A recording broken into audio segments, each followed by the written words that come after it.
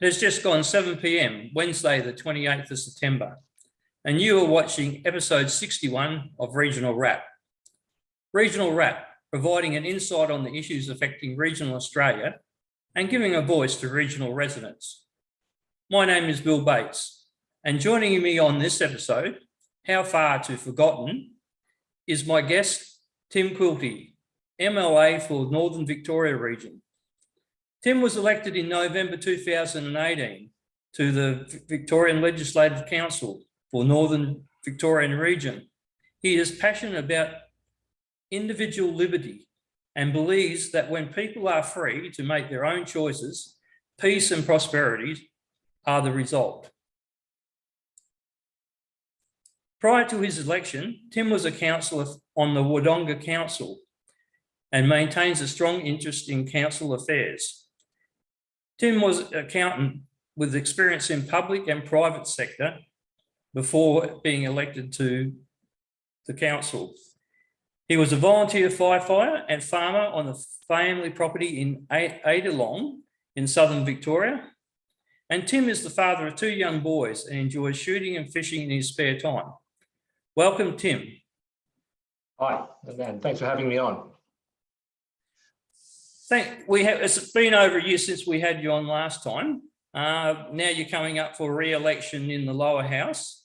Upper house, sorry. Upper house, sorry. Yeah, the Legislative Council. Yep. Something that Queensland doesn't have, that in their wisdom they abolished in about 1922, 1923. And with the upper houses in the various states, there's a number of systems that run. And in the Victorian system, it's run on breaking up into the regions. And before we start, I'd just like to share a screen so people can get the idea how big your area is and where it's located.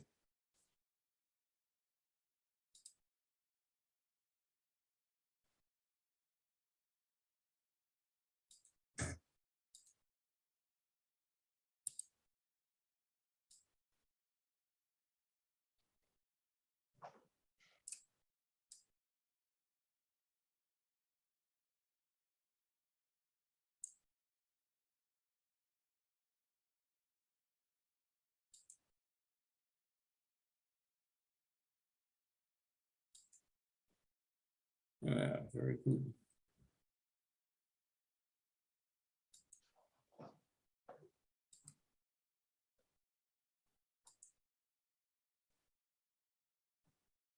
I'm just having a little bit of trouble getting this screen up.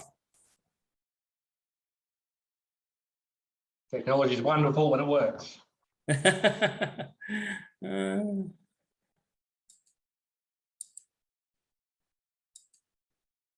I don't know why. Okay, look, we'll come back to that. I don't know why that's not coming up. It's usually so easy.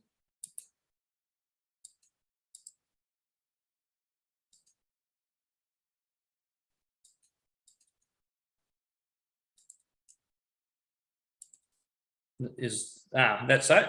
It's up now. There we are, yep. Now, so there's 8 electoral regions. Yours is the purple one, Northern Victoria, which that basically is all along the Murray River, isn't it, Tim? Yeah, but pretty much from the start of the Murray River all the way to the South Australian border. Yeah. So do you know roughly what area that is as far as square kilometres or in general? It looks like about a third of the state. It's probably a bit more than a third. I should know, but I've forgotten. Okay. Anyway, it's a bloody big area.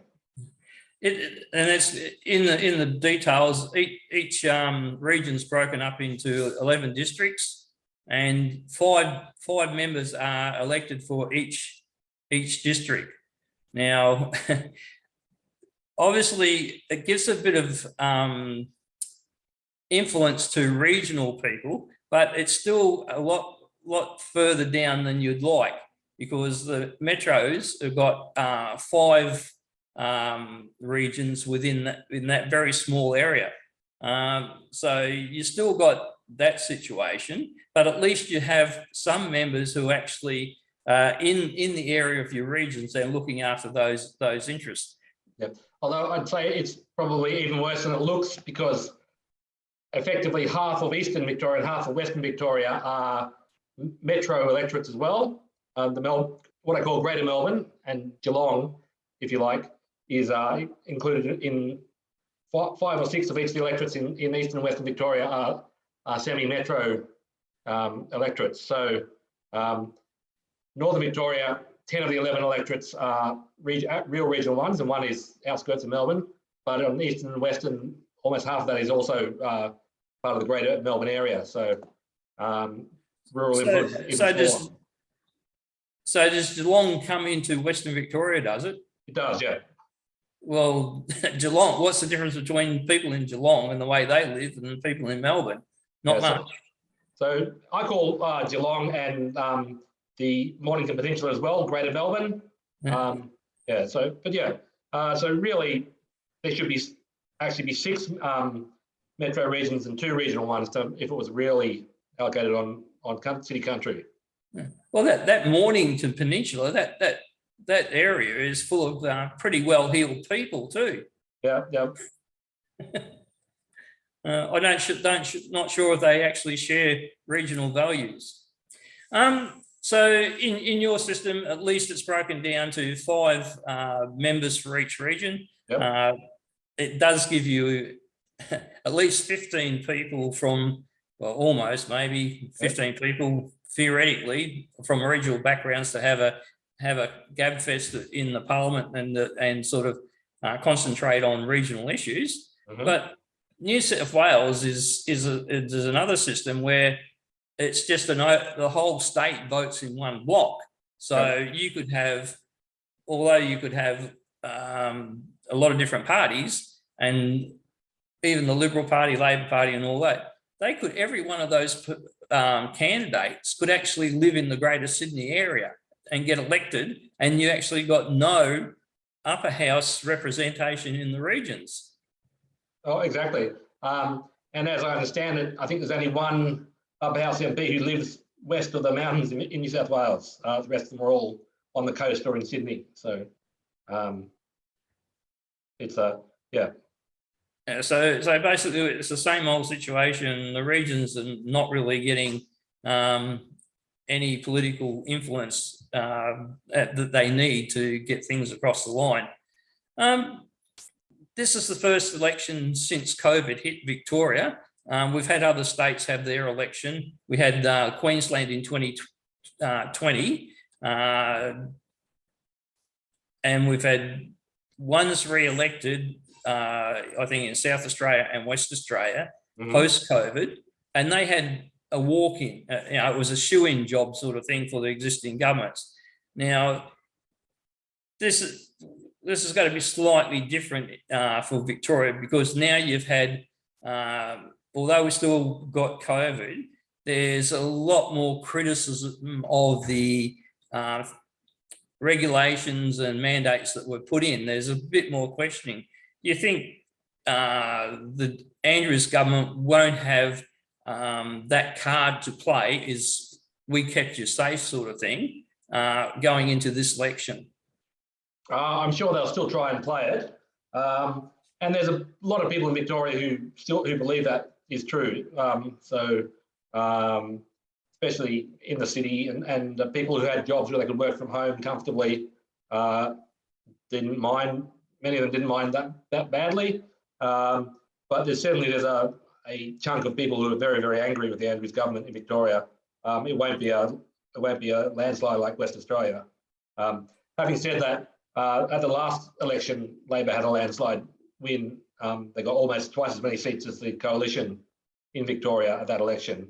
So the chances of them actually losing this election seems remote. They will probably lose some seats, but then with the Teal independents running, the Liberals might lose some more seats as well. So I can't see anyone else forming government except Labor. It could be a minority Labor government, but I don't know. It seems strange to me, but on all opinion polls, Andrews is still quite popular in Melbourne, at least. I don't know anyone who thinks that way, but apparently there are a bunch of them. But the other thing is too, I mean, it's not necessary that Andrews might be popular. It's just the other mob is so nothing, like they don't stand for anything. They never put up any position during COVID. They seem to just follow along on policies that have been put out there by Labor. They might be a little less severe or something, but there doesn't seem to be a greater difference. So the problem is now, and making it different for minor parties, is that the Liberal Party isn't picking up its normal share of votes and seats to allow that chance of more political influence by the minor parties, either like seizing the balance of power or just having enough of a block to at least have discussions with the in-house government sort of thing. Well, that's right. And we saw in the upper house in the last term, Labor had the coalition numbers were quite low, and Labor had a lot of people to choose from to negotiate with, and they had their favourite four they could rely on whenever they needed them, and then others, if for some reason that alliance fell apart, they could get other votes other places. So the government had no trouble passing legislation this whole term, except right up until the pandemic bill. They had a struggle there at the end. It took them a while to push the permanent pandemic legislation they pushed through in December last year. They actually had a fight on their hands there for a while, but they got it. So yes, they've been a very dominant government all the last 4 years. In regards to legislation that affects the regions, obviously most interest for the regions is jobs and development and sort of primary industry. There doesn't seem to be a much from either of the major parties in regards to supporting that growth and that sort of industry. You take logging, for example, that's almost disappeared. I think there's got to be more closures or less access to native forests. And now you're getting also now with the climate change, although electricity has been the main focus, that's going to turn to agriculture over the next sort of term. Are you expecting legislation that will make it more difficult for people in primary industry, especially food production, going forward over the next 4 years? It's very likely. I mean, watching what's happening overseas in New Zealand and Netherlands and so on, it's quite likely to, in order to chase their zero emissions targets, they're going to target agriculture. And let's face it, for people who are living in the city, why do they care about a few percentage of the population living in the regional areas? They get their food from the supermarket. Electricity comes out of the plug in the wall, and they don't have to worry about the national parks or destroying irrigation or anything else. Those policies are targeted at city voters who have just no idea about what's going on in regional areas at all. So the Victorian timber industry is a model of sustainable timber harvesting. It's taking a 0.1% of the forest every year. It's a laughably small amount, but to buy green votes in the city, the government is happy just to cut the whole throat of the whole industry, which devastates the timber towns and regional economies for no benefit whatsoever. Environmentally, all that, we'll still need the timber, so we'll import it from overseas, whereas cutting out of rainforests or whatever else in unmanaged areas, while our sustainable industry will be shut down. It's utter nonsense, but it appeals to city voters, so of course it happens. But the other thing a lot of people don't realise is that if you've got a forest and it's got trees and you don't harvest them, the only good it's for is the timber and trees just get old, die and rot, or a catastrophic bushfire goes through it. I mean, the idea of harvesting and managing a forest is to get the best out of it, not only economically, but also environmentally in regards to, at least you've got people on the ground to monitor and check what's going on. You've got people on the ground who, in the event of a fire, are usually there for volunteer duties for fire services. There's decent tracks and that made through the landscape so people can get in and out in the event of fire. But we've just seen from the 2019-2020 fire season, a devastating fire go through Victoria and New South Wales in particular.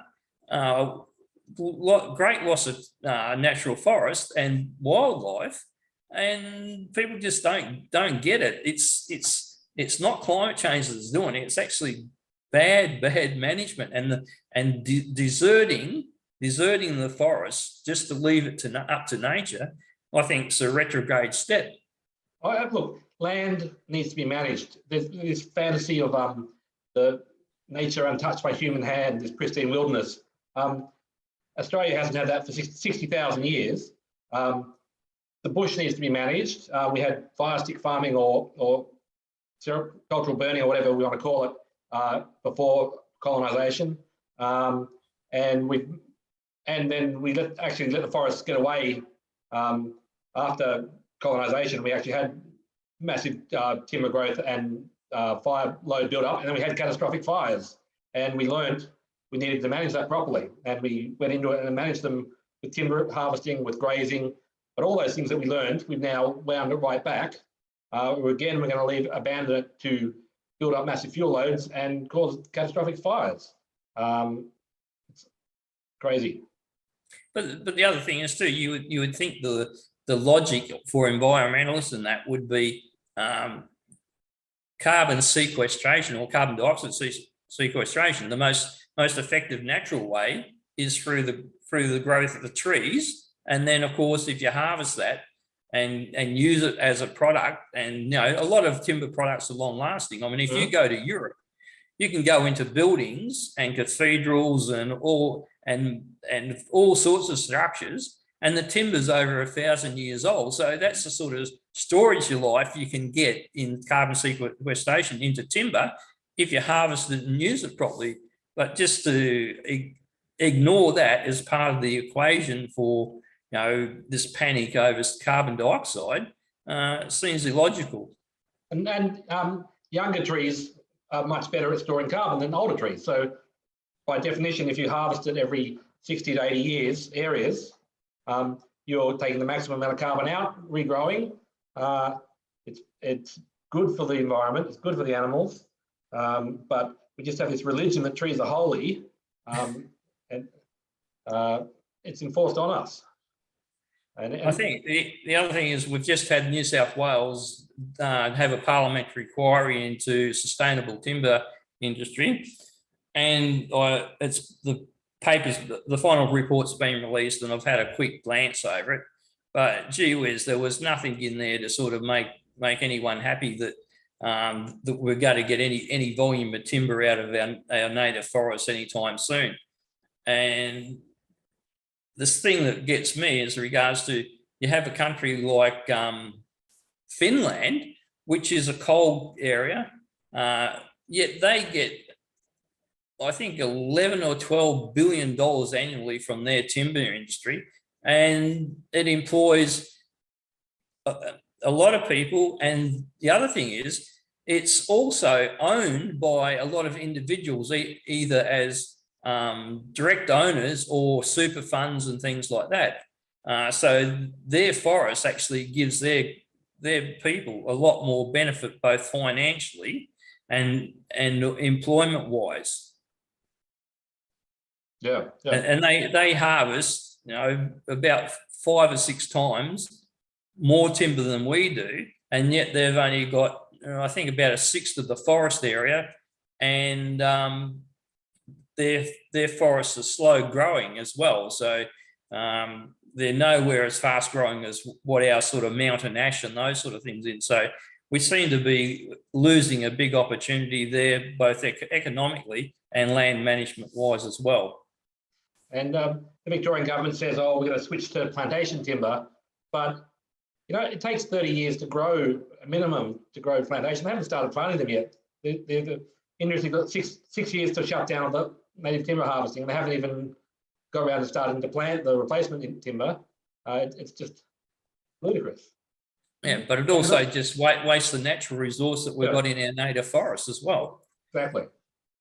If we just move on to another topic, Liberal Democrats, how's things progressing in regards to in enders, not last year, the year before, or it might have been the end of last year, the change to the Electoral Act in regards to, I think there was, of course, the numbers of members to form a political party went from 500 to 1,500, which doesn't really affect you. But then there was another part of it in regards to names of parties. And a lot of parties were faced with problems with their names if they incorporated in part of their name another party and things like that. How did that wash out in the end for the Liberal Democrats? So we've been impacted by it. We were supposed to change the party name before the federal election, but we found a loophole in legislation, and anyway, we forced the VEC to start deregistering the party, but it didn't happen until the close of the writs for the election, and when that happened, then the registration process stopped, and so we got to keep the name for the federal election, which happened. We didn't get anyone elected, and after the federal election, they deregistered the party federally.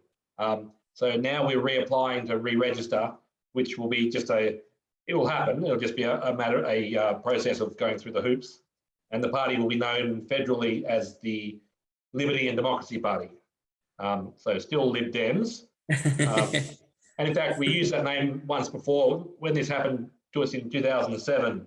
The last time the Libs tried it on, that's the name we used at the federal election back then.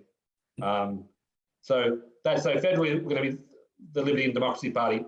At the state level, for now, we're still Liberal Democrats, and in the Victorian election, we'll be Liberal Democrats. Do you think it will roll over to the Liberty Dems later on for all states, just to keep it uniform? It seems likely we will do that, yeah. Just you can't have a splintered brand, but for the moment, we will still Liberal Democrats in Victoria. Oh, you still can't, at least keep the same main letters, yeah. LD, yeah. LDP, yeah. But still, it's somewhat annoying that they changed these rules mid-course sort of thing. But I suppose you just have to put up with it. In this coming election, what's the state of your candidacies? Like you and one other person will be running in the upper house in your Northern Victorian region. Yep. In the other regions, are you fielding candidates in the upper house? Yes. And how many in the lower house? So we'll field 2 candidates in each region in the upper house. So that's 8 regions, 16 candidates. We will have a handful of lower house candidates as well, but not a lot. We ran a lot of the federal election, but realistically, we're not going to win lower house seats. We're only in the running for upper house seats, so we're mostly targeting all our resources at the upper house. There are 2 Lib Dems in the upper house in Victoria at the moment.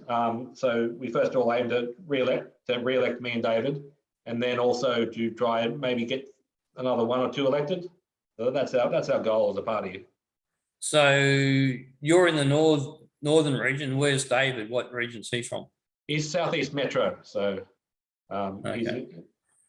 So do you think your strength is in the more regional outer suburban seats than the more or less the major city seats, like the Greater Melbourne area? Certainly, in the suburban seats and regional seats, I think we'll do better than in the city area itself. It's hard. It's a little hard to say. So David ran as our Senate candidate in the federal election, and we only polled 2.5% across Victoria, which is not great, not what we were hoping for. If we'd got up to 4 or 5%, he could have been elected. And that's what we imagined we were going to get. In his region, the Southeast Metro, he got around 5%. But yes, it's not. We didn't do as well in the federal elections as we hoped we would, but we still think with the electoral system in Victoria, we should get at least 2 candidates back and probably 3, maybe possibly 4. Is the quota equal in every region, like or is there a bit of a variation between the northern, western, and eastern big regions and the metropolitan regions, or is the quota number exactly the same? They're pretty close. There are small variations in some of the seats, but it's only a few percent. So the quota is basically 16% in each upper house seat, and it's about 80,000 votes. Okay, because there's 40 votes. there's 40 upper house seats. Yeah. I thought it would just be 40 divided by divide 40 into the total number of voters if it's 4 million voters or something like that. Is that it? That's what happens in New South Wales, we talked about earlier, where they have a single region for the whole state. But for us, we have 5 candidates for each region. Oh, so yeah. you need 16% of the vote in the region. But the other thing Victoria still has is the group voting ticket, which is the old Senate system, where you can put a number 1 above the box and the party directs your preferences. And because of that, and some people don't like it, but because of that, it lets all the minor parties direct preferences to each other, and that's a stack our vote up. So even if we're only getting 4% or 5%, we can, with preferences, we can roll it in rather than the votes leaking out to the major parties or exhausting. That we actually keep it within the minor party group and build the quota. Okay then. Now there's it's like I feel like the Caulfield or Melbourne Cup. Is that the case in the upper house? Like there's every man in his dog and all these independents running, or does it send a sort of manageable, say maybe 10 candidates or something like that, or 10 groupings? No, there's probably about 30. It's different, slightly different by each region, but it could be 30 or more groupings per region. So it's a big ballot paper. I thought that last the May Senate ticket was a bit like a roll of toilet paper too. But the system does give you an opportunity, or minor parties and even well placed independents, an opportunity to roll into a position. Yeah, exactly. And I think you also have some competition in those different groupings, because as the vote for both the major parties fall away, there's a much bigger split in where people's first preference goes now, because one thing about our preferential system, at least you're not wasting your vote if you're prepared to do the 1, 2, 3 sort of thing. And so even if you're doing a protest vote, your preference will flow down to one of the three major parties you prefer, and it's not wasted because of either the flow down or the preference picks that's there. But that gives a lot of opportunities for, I think now you've got the shooters, fishers and farmers. They've got a seat in the southern area, southern region? Western region, yeah. Yeah. No, it's a eastern region. Eastern region now, yeah. Eastern. We had a crossbench of 11 of the 40 upper house MPs were minor parties. So that was quite a diverse group. I think you've got the Animal Justice Party. There's one. It's quite a diverse group of people, really. That really, some of them fit together, and a lot of them sort of shouldn't even be within a mile of each other because they're just not compatible.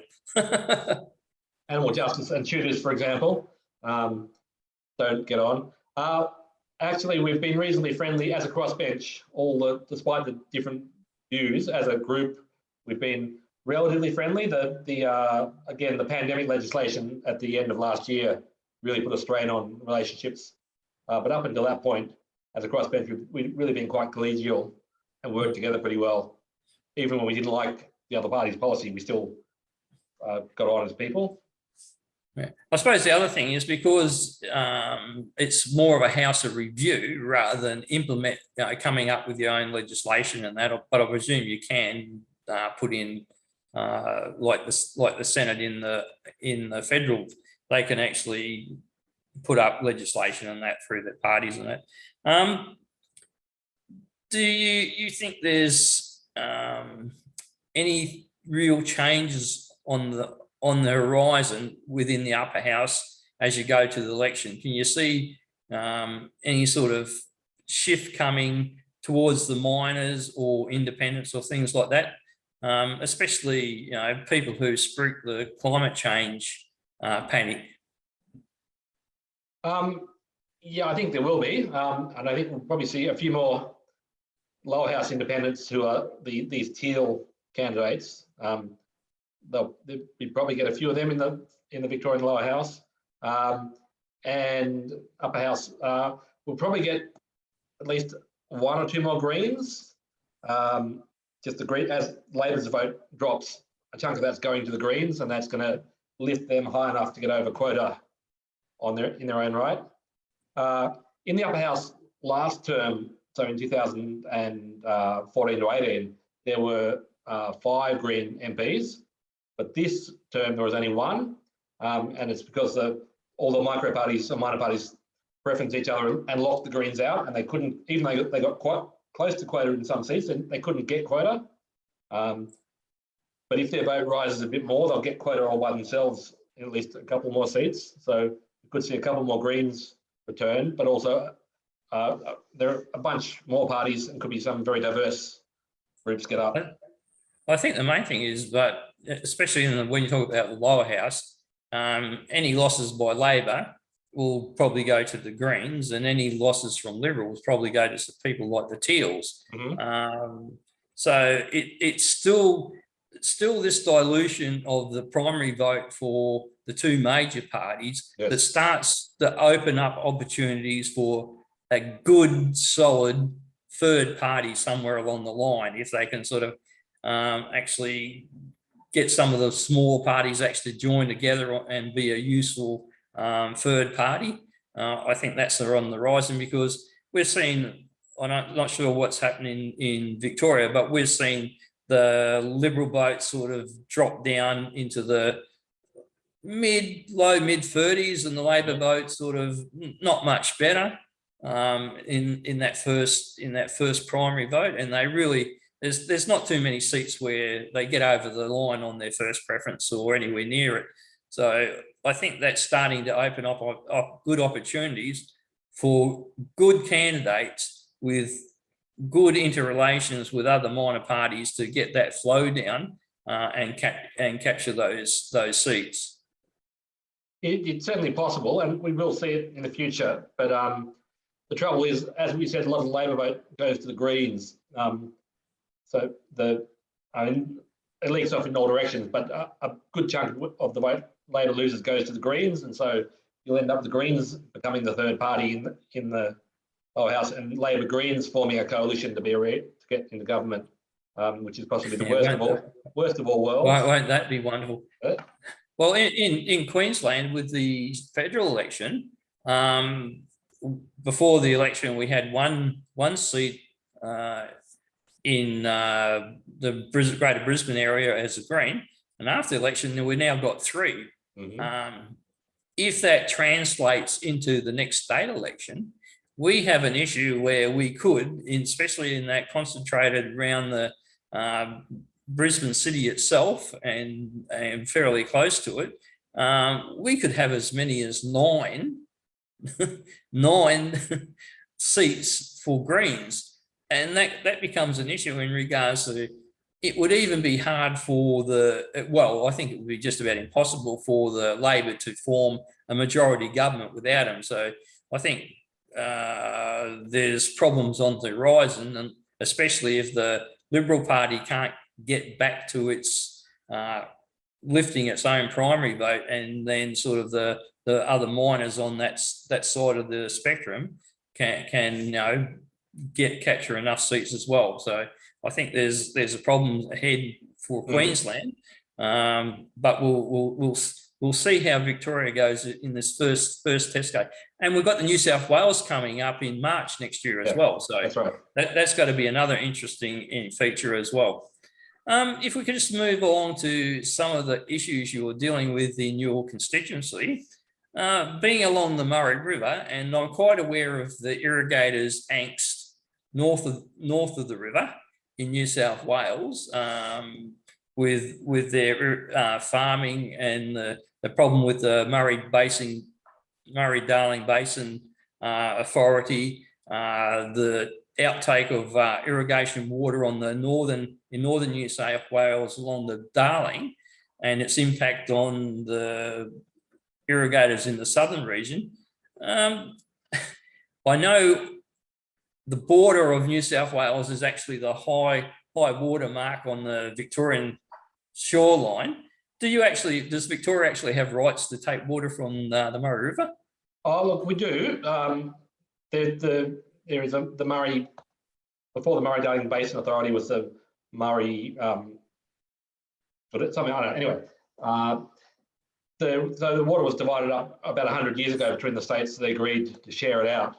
And especially, I was up at Dartmouth Dam today, which, if you don't know, Dartmouth is the highest dam in the Murray-Darling Basin scheme. It's also one of the biggest and the newest, and it's currently spilling. Last time the spillway ran was 26 years ago, and it's a very impressive waterfall once it gets going. So it's now been spilling for a bit over a week, and it's a thunderous roar up there.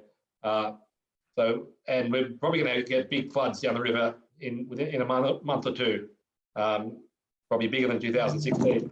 But anyway, so the water in the Dartmouth belongs to New South Wales, Victoria, and South Australia, and might even be some Queensland water in there as well. So all the states contributed to build the dam, and they all got a share of the water that's stored there. So yeah, the short answer is we do have rights to the water. It's all allocated out. The trouble is they've taken far too much water for environmental flows, which they then flush out to sea. And there's not enough water left for the irrigators. And again, it makes no sense. They've got so much environmental water that they can't use it up. They can't force it down the channel because the channel is too narrow. And they're actually flooding. We have river forests that, natural system get flooded once every 10 years or so. We're now flooding them every year to try and use up the water. Isn't that killing the trees as well? Killing the trees. It's killing understory. It's killing everything. It's turning into, so the red river gums like that, but every other type of tree has been killed out. All the understory is dying. It's making a huge mess of it. But we have this Murray-Darling Basin Authority that has been given this environmental water to get rid of, and they must push it down the river. A whole lot of mistakes have been made in the system. They're damaging the banks of the Murray. There's so much water running down the river for so much of the summer that the banks are never drying out, and they're crumbling, and the river itself is silting up, getting wider and shallower. All the trees are falling in from the sides. It's actually an environmental disaster we're perpetrating in the name of environmental water flows. But these people have been to university. They've got a nice office somewhere, and they've got all this intellect and knowledge. They know better than the people who have been there and the families that have been there for over 50, 60, 100 years. It's just amazing. You read some of these inquiries that go on in regards to vegetation management or other things, you get, if you look at the submission, there's a heap of submissions by people who actually live in the area and have a wealth of knowledge. But when it's all said and done and they come to their conclusions and recommendation, there's almost no change from the words that they decided before it went out for public consultation. It's as though they're having public consultation, but they're not going to take any interest in it. It's not consultation. And the Victorian government is probably the worst in Australia for this. They work out what they're going to do, then they say, we're consulting, they show their plan, people comment, and then the plan doesn't change. Once they've decided what they're doing, they do it, and they don't care what anyone says about it. But yeah, that happens all the time in the public sector, in what things the government's doing. But with the water, it's a series of stupid decisions. People who won't learn from their mistakes.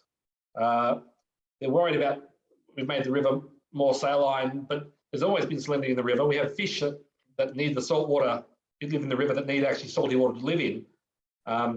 So we know that, and their range is being reduced as we try and flush more fresh water down the river. We're trying to force river water up on the Coorong, the coastal flow in South Australia, which used to be fed by the aquifer. The swamps in South Australia used to feed into this flow that flowed parallel to the coast down to the Murray mouth. We drained those swamps and pushed all that water straight out to the ocean, and then this Coorong River became salty. It became very hypersaline. So now they're trying to force water backwards up the river from the Murray to refresh it, and that's why we need these huge water flows I keep talking about. The fresh water we need to put down the river is to try and force water backwards up the other river to flush it out. They know they've made a big mistake there, but no one cares. They're still going to keep going ahead with it.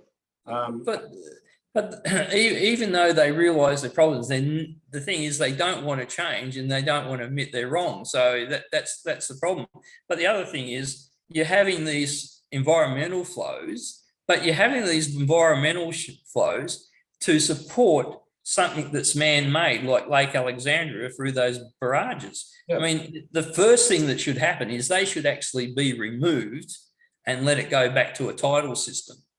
But then they'd have to sail their yachts on salty water. That's poor. and all those rotten European carp would die too. Yep. Look, it's a series of disasters. I'll just mention one thing. We went to a couple of years ago. I was out looking at new irrigation canal they built to water the forest. But anyway, they were showing us this fish ladder they built at the top of the canal gate. The weir gate opens to flood the canal, and they say when we built this ladder so the fish have a chance to climb back up when we turn the water off and it dries out. And we're going, yeah, all right, but isn't this at the top of the hill? So when you turn the water off, the first place it goes dry is your fish ladder. You have like a 3-day warning, we're going to turn the water off so the fish can all swim up the ladder. But they spent $20 or $30 million on this thing they're very proud of. And so they're the ones marking their own homework. They say, we spent the money and we've done a very good job of it. Big tick.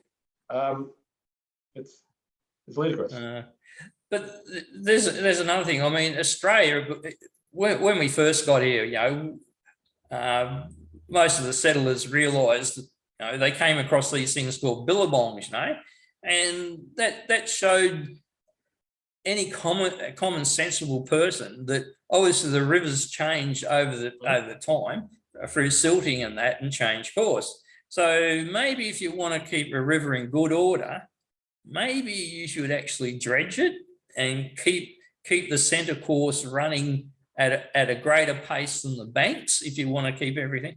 But I remember going back to, must have been the late 80s and that, when they started stopping dredging of the rivers, because it was quite common practice for people to have license to dredge the rivers and get the aggregate out for batching plants and things like that.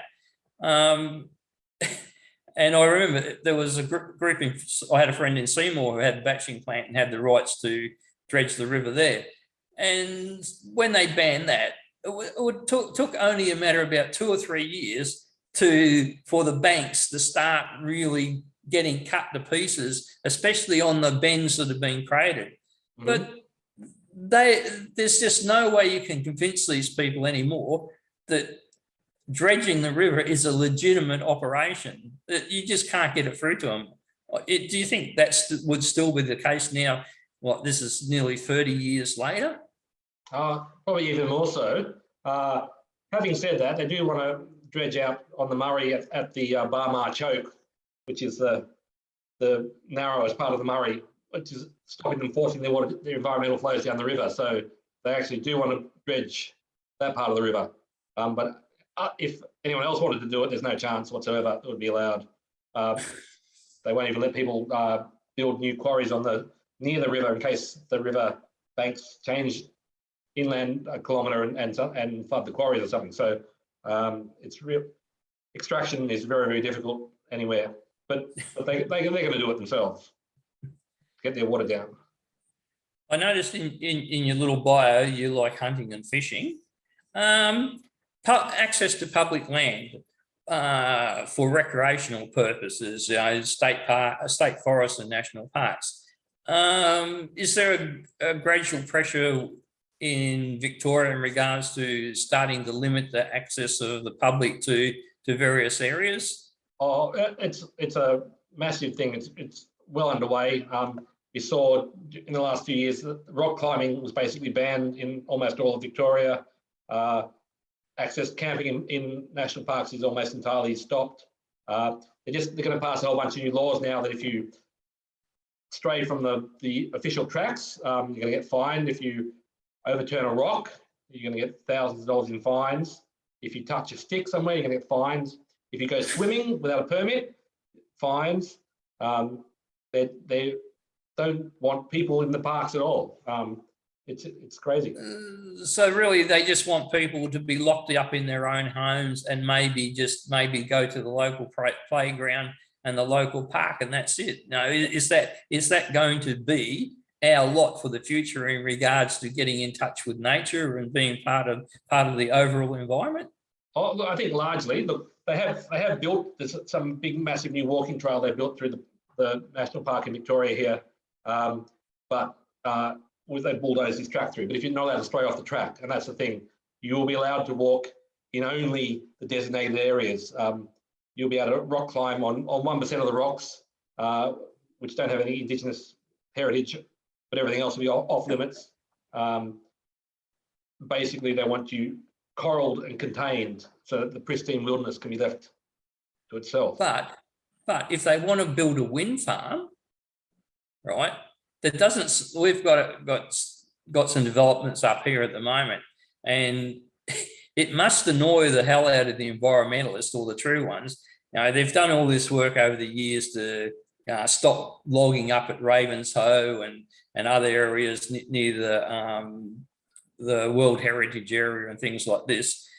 And so everyone patted themselves on the back to stop the logging, but we've got the Caban wind farms now being installed. That's only, I think, 28 turbines.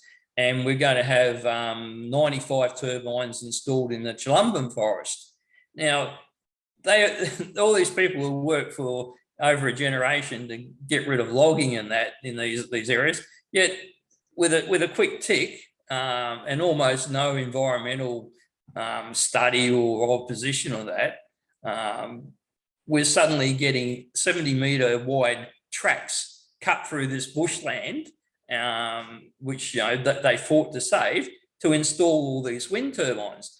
And that's just the two near Cairns, but we've got we know of several more going down the coast along our national grid that are even much bigger. So it sort of behoves you in regards to, they want to keep people and restrict people's access to national parks to preserve it, but it's quite fine if there's going to build a wind farm, or they can just bulldoze these great big tracts of land.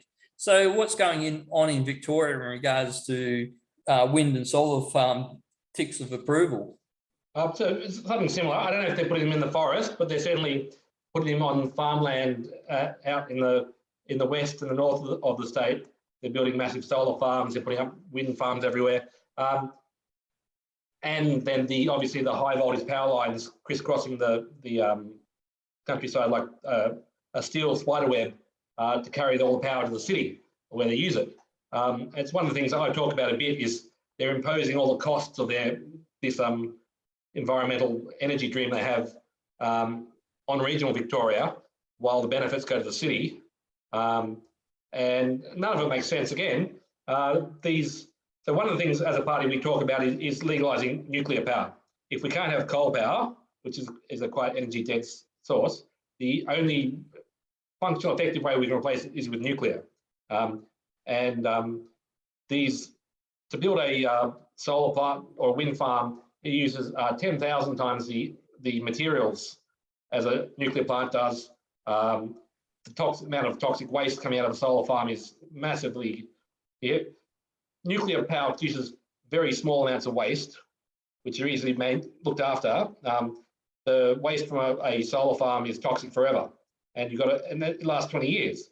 No one is doing cost and benefit analysis on any of this. We're just saying we must build wind, we must build solar, and it actually does more damage to the environment. Not to mention all this solar stuff comes out of China, being made by slave labour. It's blood taint. Anyway, there is no common sense. Just like everything else, there is no common sense in this. We just locked onto this renewables. It's not renewable. It doesn't have the energy density we need to run a modern economy. It just can't be done. And we're going to get power prices going to go up, and we're going to get poorer and poorer because of it.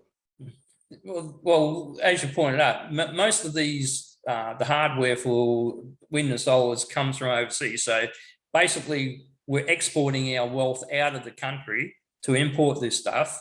So there's no net gain. There's no net gain for our industry. Yeah, people talk, oh, well, there's all these green jobs, but they're just basically short-term installation jobs of fitting prefabricated stuff together. And the other things, like even when they talk about the batteries and that, and I think up here, Townsville, I think's going to have a battery plant.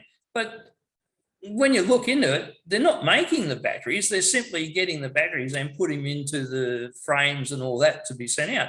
But even that, I think that's a bit of a con, because if you read some of the manufacturers of these batteries, especially the Chinese, they will send you a 40-foot container with all the battery packs in for a fraction of the cost, and all you have to do is hook up to it, and it's all working. So it's for the sake of creating these, new jobs. Really, it's just a very expensive way of doing something, when you can actually, if you're going that way, you can just import 40-foot containers with all this stuff in and just connect as many as you want to get the power reserve you need. Yeah, none of it makes sense, and it also makes us energy dependent on China. Effectively, if China decides we're not going to sell you solar panels anymore, these things have to be constantly replaced. We need to. They last 20 years at most, or shorter. So if China cuts off the flow, we will run out of energy very quickly. You see what's happened in Europe when Russia turned off the gas. We are effectively tying ourselves to China in exactly the same way. None of it doesn't make sense. And the other thing is, especially on the battery side of it, I mean, they're only usually got a less than 10-year life, and no one is really discussing the disposal. And I think we shouldn't be going any further along this line until they have some legislation in place in regards to the disposal of all these items, from the wind turbines, the batteries and the solar panels. But I know at the moment, solar panels are just going to landfill. There is no regulation on the thing. I was speaking to someone, they put an installation in of 20,000 odd solar panels, and they found that there was a fault with the batch, and they all just went to landfill. Oh, I was stunned. Like, this can't, you can't let this happen. And those And panels, if they're not addressing it now, it will be too late. those panels will leak toxic waste into the groundwater. Eventually, sooner or later, they're full of bad stuff, heavy metals and so on, and that's toxic forever. It's not environmentally friendly. I read someone was talking about that they were recycling solar panels. I thought, oh, brilliant. And I looked into it and they were smashing the glass out of it and recycling the glass and putting the rest in the landfill. Well, the solar panels, they're useful in regards to recycling if you've got real cheap labour and you can get the glass and the aluminium off. But then it's that's the board with the film attached to it that poses the real problem. And that's the important thing here. You have to dispose of that. But we're never going to have enough cheap labour in Australia to actually recycle these things effectively. The only thing I can see is that maybe we have a program because we're not sending, haven't got any exports to send overseas because we're not doing anything useful in. At least we could pack up the used solar panels, put them in shipping containers and send them back to China to recycle. And that's new jobs. The only way you can afford to have a recycling industry is if your power prices are cheap enough to be able to run recycling. And the way we're going, we'll never have power prices cheap enough to do it. So I was reading the other day about some smelter group that's going to be all green power in the next 5 years. And aluminium smelters are notorious for power users and that. So it would have to buy up every bit of, and they run 24/7, mind you. So at night time when there's no solar and maybe the wind's down, they must have to pay a premium price to make sure they get every watt from a specified or renewables wind farm or something. It's a bit illogical to me. Oh, it absolutely doesn't make sense. So if we have to switch from coal, and apparently we do, the only real solution is in Australia, hydro.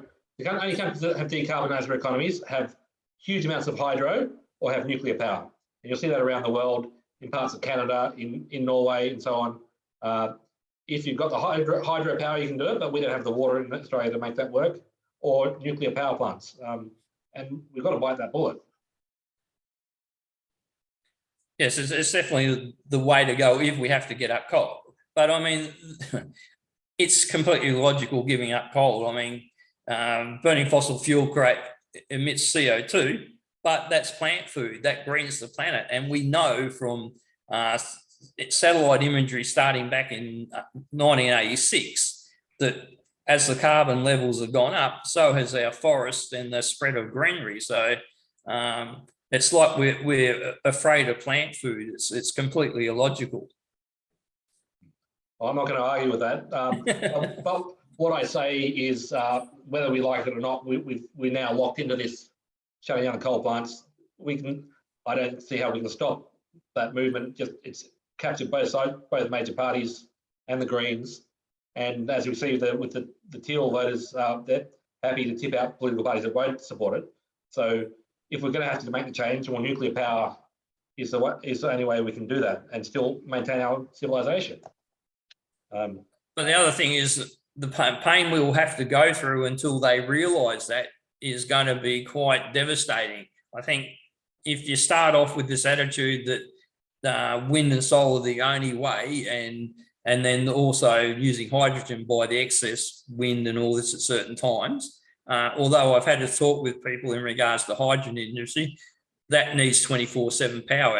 It can't, creation of hydrogen and storage and distribution depends on baseload power. It can't be done on intermittent power. And then we've got the other thing that's got to chuck in is if we're going to go to electric cars, then we need more electricity. The government's got to come up tell us how many wind farms and how much nameplated capacity you intend us to have to build to get to this renewables economy, because for 1 megawatt of baseload power, for wind farm, you have to build 4 gigs of nameplated wind power, and then you've got to back it up with 10 gigawatt hours of battery backup or hydro. So it's massive. So if people think we've seen a few wind farms and they're proliferating, by the time we get up to replacing our 40 odd megawatts, gigawatts of peak power on our national grid, it's going to be massive. And I don't think anyone, and even the politicians, even had a bit of a think exactly what the scale is going to be for this renewables farms in solar and wind. No, no one's done the math properly. They're just saying, let's do it, let's do it. And some of them is like, if we think hard enough, we can change physics and make it work. It's not how it works. So going into this election, in your northern region, what's some of the key issues you're going to campaign on? Are they going to include the water, the stuff for agriculture, access to the public forest? What's going to be the general platform for your little area? Yeah, so as a party, we have a state policy platform, but also in the regions, I'm very focused on regional issues. Well, actually, one part of our state platform is access to public lands, access to the national parks, access to ground land, so people can use it. But I also talk about water, about timber industry should be saved. The roads are crumbling, and we have the Victorian government has a solution for failing roads is lowering speed limits. So across all of regional Victoria, they want to cut the roads. You could always go to horse and carts. They want to cut the speed limit from 100 to 80 k's an hour all across regional Victoria, which is just going to devastate economies. And also the rail system, which is collapsing. We have a government that's happy to spend $200 billion on rail projects in Melbourne, but they can't find a few $100 million to fix the lines in regional Victoria. So the passenger rail's failing, the freight rail's failing. We have lines where trains are reduced to 10 k's an hour because all the sleepers are rotted and the lines are buckled.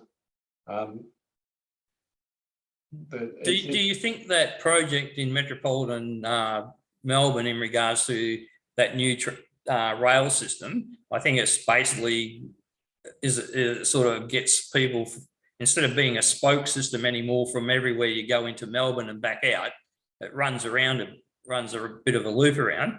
But I think that started under $100 billion in the first estimates, and now they're talking about $200 billion. The first estimate was 20 billion or 25 billion, and now they're looking at 200 billion. That's just one rail project in Melbourne. There's others going on at the same time. So the actual rail spend in Melbourne is probably close to 300 billion.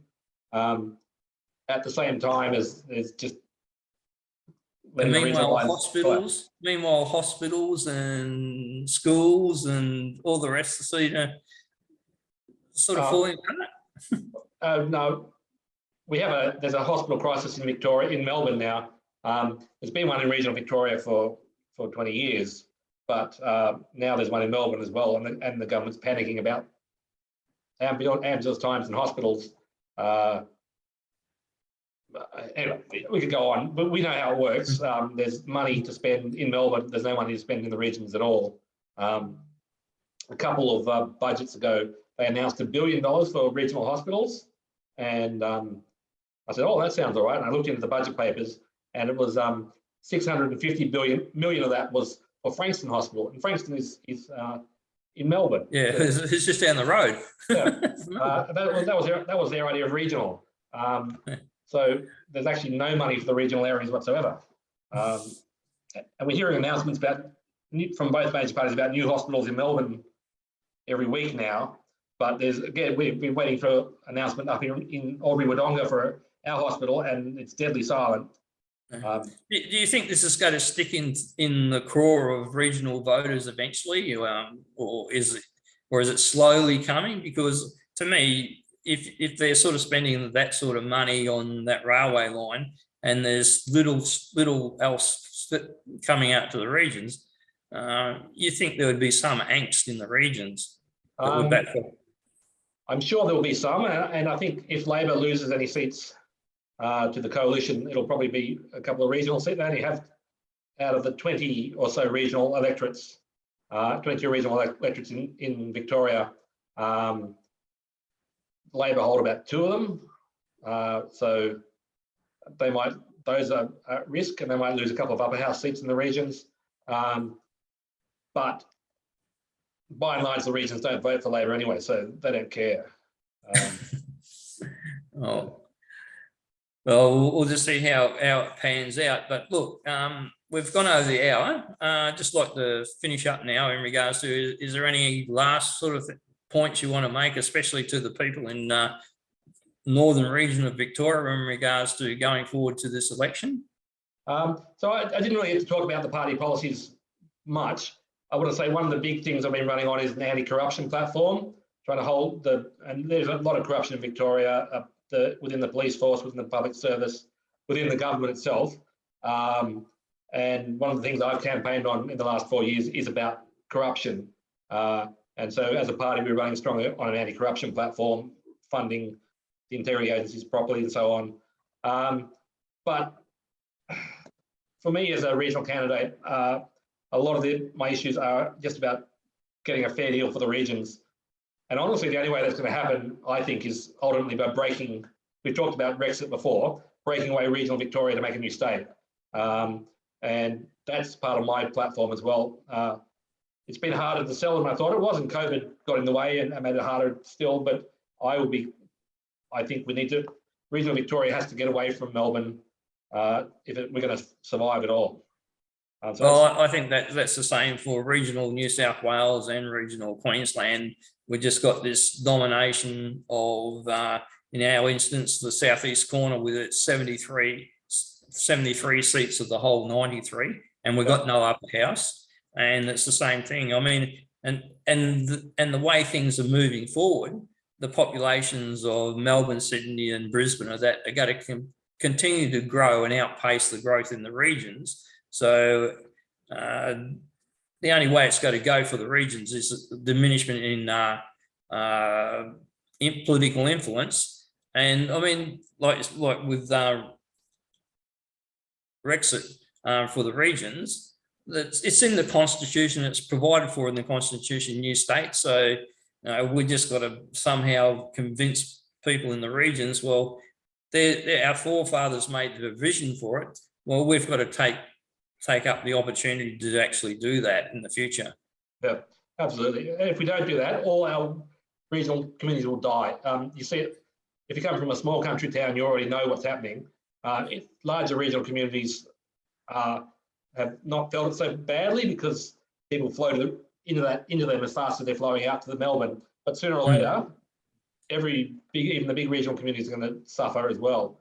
All the resources are in the city, all the hospitals are in the city, all the public services in the cities, all the services are in the city. And if it doesn't change, the flow will just get faster and faster until there's no one left outside the city. And that's I think that's what we're looking at in the future. But the other thing is, what happens too is because they become more city centric, they start to lose that connection to what the regions provide.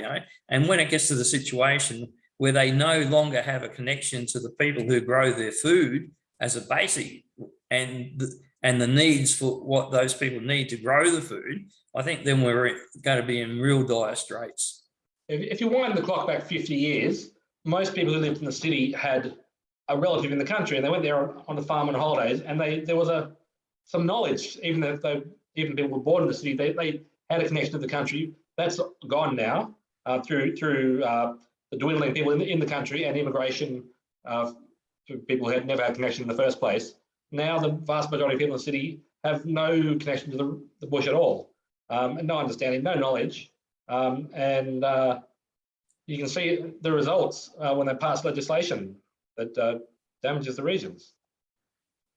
Okay, then look, Tim, look, wish you all the best for the upcoming election, both you and the Liberal Democrats going forward. So I'd just like to wind up now. And if you just stay on the line, we'll have a quick chat after. Okay, sure. If you enjoyed tonight's show, please like, share, and subscribe to our Facebook page and subscribe to our YouTube channel. My guest next week will be Jess Borman from the Shooters, Fishers and Farmers, and he's another member of the Legislative Council in Victoria for the Eastern region. So please join me again next week. Thank you.